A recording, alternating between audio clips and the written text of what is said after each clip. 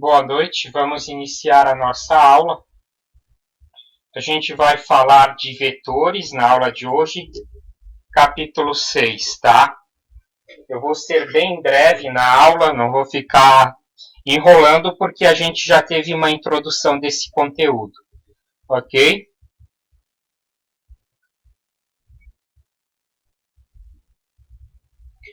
Muito bem. Capítulo 6 sobre grandezas vetoriais, tá? A gente viu o capítulo 5 sobre vetores, certo? O que é um vetor? Eu expliquei o que é uma grandeza vetorial e o que é uma grandeza escalar. E aqui uma breve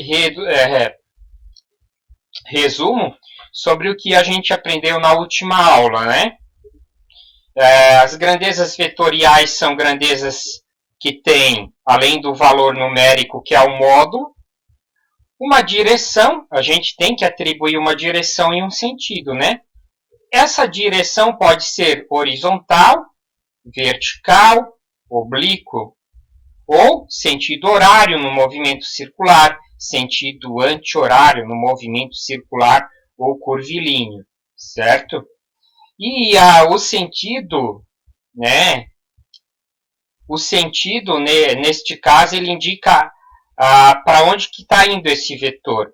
Da esquerda para a direita, direita para a esquerda, de baixo para cima, aqui também, ó, de baixo para cima no plano inclinado, ok?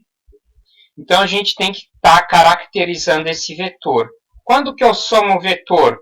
Quando ele tem a mesma direção e o mesmo sentido. Exemplo, 5 e 8, ó, tem a mesma direção, mesmo sentido, tem uma soma, tá?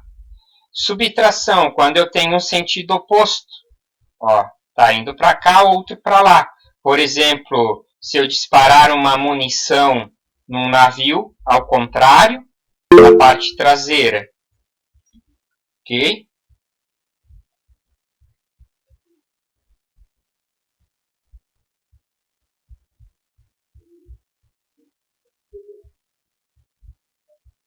Muito bem.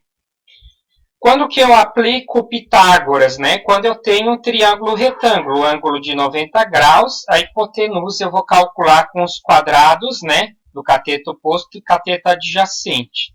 E a regra do paralelogramo, que é a lei dos cossenos, né? O quadrado dos termos A e B, mais duas vezes o quadrado dos termos A e B, mais duas vezes o A e B vezes o cosseno do ângulo envolvido aqui, ok? A gente vai ver na aula de hoje os exemplos dessas grandezas vetoriais.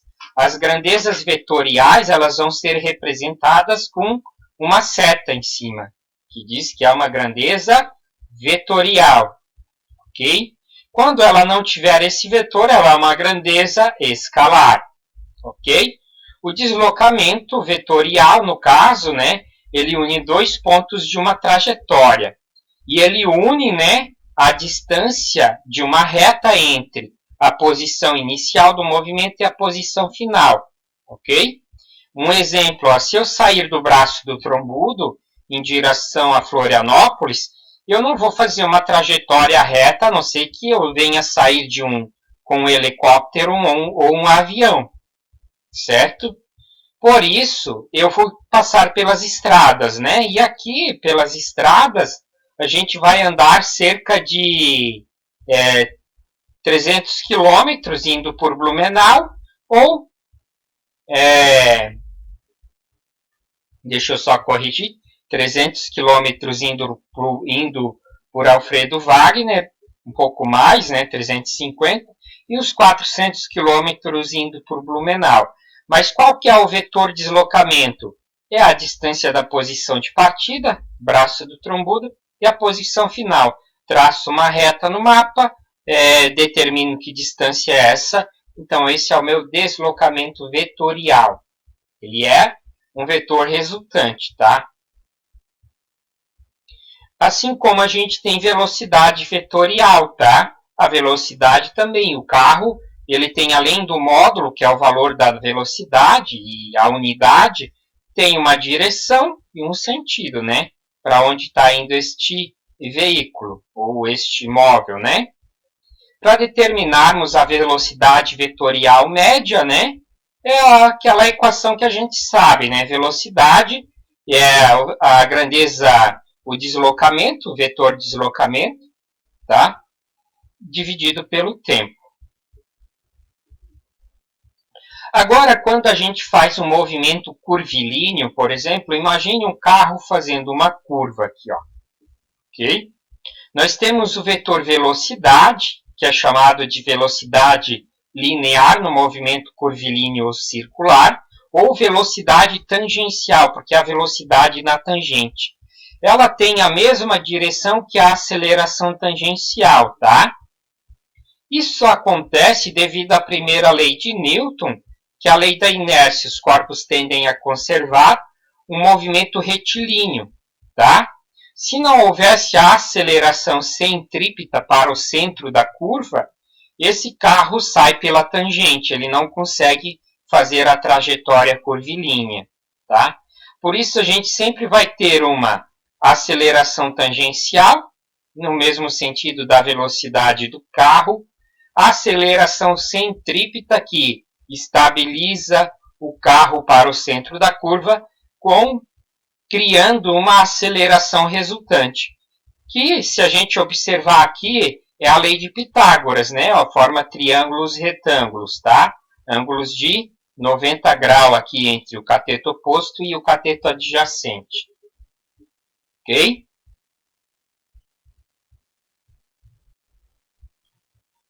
Só que a gente também tem a aceleração centrípeta, além da aceleração tangencial, tá?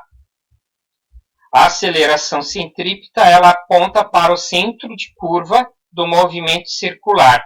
Ele tem um raio aqui, né? A gente traça uma circunferência em volta do centro do movimento até a tangente. Ela é perpendicular ao movimento da velocidade linear e da tangencial, ou velocidade tangencial e aceleração tangencial. Perpendicular, ângulos de 90 graus. Ok? E é essa velocidade que estabiliza o movimento circular, senão não haveria movimento circular. Imagine você com um barbante rodopiando um objeto. O barbante representa a aceleração centrípeta, que gera uma força centrípeta, que sustenta o objeto no movimento curvilíneo ou circular, no caso. Okay? Nós temos a aceleração resultante no movimento curvilíneo. Ok? Essa aceleração resultante no movimento curvilíneo, ela é a resultante, né? Lei de Pitágoras, ângulo de 90 graus aqui, ó. Então, nós podemos calcular com o quadrado, ó. Esse vetor resultante aqui, esse AR, tá? Aceleração resultante, é a soma dos quadrados da aceleração tangencial e a aceleração centrípeta, tá? Conforme a equação de Pitágoras, tá? Ok? Quando é linear, nós temos a soma, né? Simplesmente linear das acelerações. Quando o movimento não for curvilíneo, né? Aqui nós temos o exercício resolvido do livro de vocês, ó. Uma partícula eletrizada descreve o movimento retilíneo uniformemente variado, partindo do repouso com aceleração de 2 metros por segundo, no instante t, 3 segundos, tá? O movimento é retilíneo, reto, tá? Não é curvilíneo, e ele é uniformemente variado, ok? Parte do repouso. Então, a gente tem os dados aqui, ó, de velocidade, aceleração e o tempo. Ok? Então, ele pergunta qual a aceleração tangencial. A aceleração tangencial é a mesma aceleração escalar, porque o movimento é retilíneo, tá? Então, a aceleração vai ser igual à aceleração tangencial, só copiar o valor aqui, ó. Certo? teríamos conta se isso aqui fosse um movimento curvilíneo, tá? Ou circular. A aceleração centrípeta, né? Como o movimento é retilíneo e não tem aceleração sustentando para o centro de curva, ele é nulo, tá? Não é curvilíneo, então é nulo. Então, logo é zero, tá? Também não tem conta, ok? E qual será a aceleração vetorial resultante, tá? A aceleração vai ser igual a 2, tá? A aceleração resultante. Tá? Essa aceleração resultante. Por quê? Porque ela aponta para o mesmo sentido. Seria 2 mais 0, simplesmente. Ou se eu aplicar a regra de Pitágoras, ó, 2 ao quadrado, 4, tira a raiz 2. Ela é igual à aceleração tangencial ou a aceleração linear, tá? A resultante aponta para a mesma direção e mesmo sentido da aceleração e da aceleração tangencial, tá? Essa aceleração resultante, ok? O outro exemplo seria um movimento curvilíneo. Uma esfera maciça descreve um movimento circular com raio de 10 metros. A partícula, a partir do repouso, né, no sentido horário. Ou seja, está andando num movimento circular, ó, rotacionando, no sentido horário, como eu estou fazendo aqui com o mouse. Ok? Com o raio do centro do círculo de 10 metros, tá? Ok? A aceleração escalar é 1 metro por segundo, tá? A aceleração, ela está acelerando, aumentando essa velocidade de aceleração tangencial ou linear, né, que a gente pode chamar, tá? Em 1 metro por segundo, tá? Ok?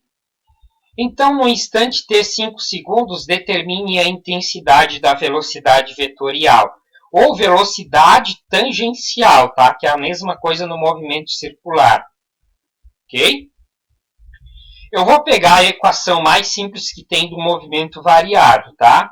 Eu separei os dados, a aceleração 1 metro por segundo, a velocidade inicial é 0, o tempo 5 segundos, tá? Então, vou substituir nessa equação VF igual a VI mais A vezes T, tá? Equação que a gente aprendeu na segunda quinzena do ano, do movimento uniformemente variado. Aliás, terceira quinzena, tá? O capítulo 3. Ok? Velocidade final é o que eu quero saber, tá? A velocidade inicial é 0, a aceleração é 1 e 5 é o tempo, né? 1 vezes 5, 5 metros por segundo. Bem simples a conta. Tá? Agora, qual que seria a aceleração centrípeta? Aquela aqui mantém o movimento curvilíneo, que sustenta o movimento curvilíneo. Tá? Essa aceleração centrípeta, tá? Ela é calculada com essa equação aqui. Ó. A aceleração centrípeta é a velocidade tangencial ou linear ao quadrado, dividido pelo raio, bem simples a conta, tá? A aceleração centrípeta vai ser 5 ao quadrado, que dá 25. O metro elevado ao quadrado dá metro ao quadrado, e o segundo elevado ao quadrado dá segundo ao quadrado, dividido pelo raio, que é 10 metros, tá? 25 dividido por 10 dá 2,5. E metro dividido por metro dá metro ao quadrado por metro dá metro. E segundo ao quadrado é a unidade, tá, de aceleração. Então, essa aceleração centrípeta é de 2,5 metros por segundo ao quadrado. E se eu pedisse qual a aceleração resultante, tá? Daí eu teria que jogar nessa conta aqui, ó. Eu vou dar um ESC aqui. Deixa eu copiar essa equação aqui. Ctrl C.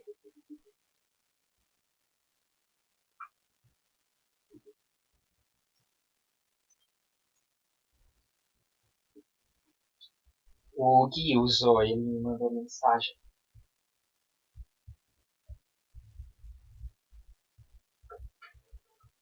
Tá demorando aqui, né?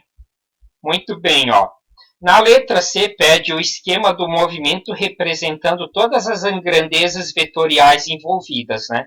É fazer o desenho da curva, o objeto, a aceleração tangencial, desenhar uma setinha, a velocidade tangencial ou vetorial, linear, tá? Também uma setinha para o mesmo sentido. O centro, né, a aceleração centrípeta, que é de 2,5, apontando para o centro da curva, e a resultante, que é a hipotenusa entre a tangencial e a aceleração centrípeta. É isso aqui que era para desenhar, tá? Ok? E eu vou colocar aqui uma D, tá? Ó, vou pegar aqui, colocar um novo slide, e na letra D, ó, a aceleração resultante do movimento.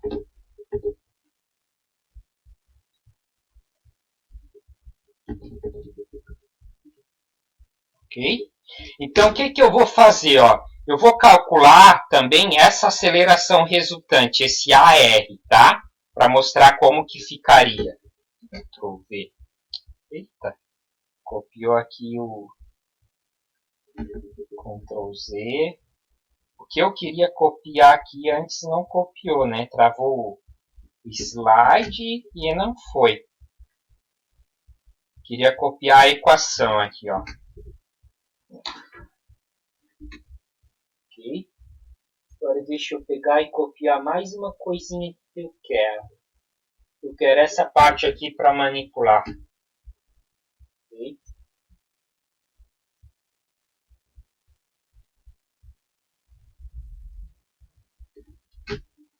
Muito bem, pessoal. Qual que era a aceleração tangencial no exercício, tá? Ali que a gente tem o exemplo, era 1.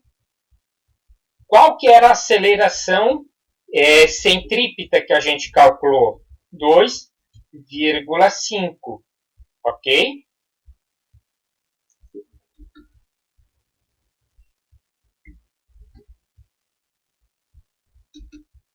Agora, deixa eu copiar aqui novamente, né? Então, ó, 1 elevado ao quadrado, né? 1 vezes 1 é 1.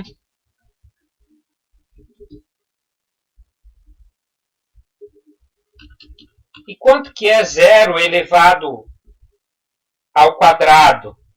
Aliás, 0 não, 2,5. Deixa eu pegar a calculadora aqui, que essa eu vou fazer na calculadora.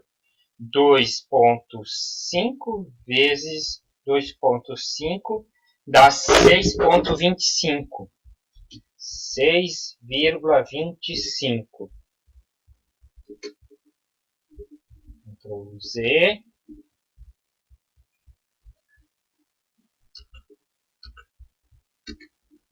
Ctrl V novamente. Muito bem. Aqui faltou uma vírgula, né? 6,25. Agora somando. Espera aí, deixa eu clicar aqui. Vamos deletar. Quanto que dá 1 mais 6,25? 7,25.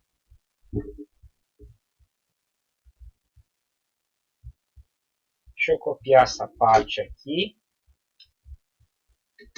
E para finalizar a nossa conta, né? Agora eu elimino a raiz, tá? Vou tirar a raiz. Quanto que é a raiz de 7,25? Raiz quadrada de 7,25, 2,69. 2,69 metros por segundo elevado ao quadrado. Então, essa é a aceleração resultante aqui, ó. Tá? Isso aqui não tem no exemplo do livro de vocês, mas eu mostrei que existe essa aceleração. Essa aceleração resultante que gera uma força resultante que estabiliza o carro no movimento circular, levando ele nessa direção curvilínea aqui, ó, na trajetória curvilínea. Com isso, finalizamos a aula de hoje. Eu vou interromper a gravação, vou postar essa aula para vocês no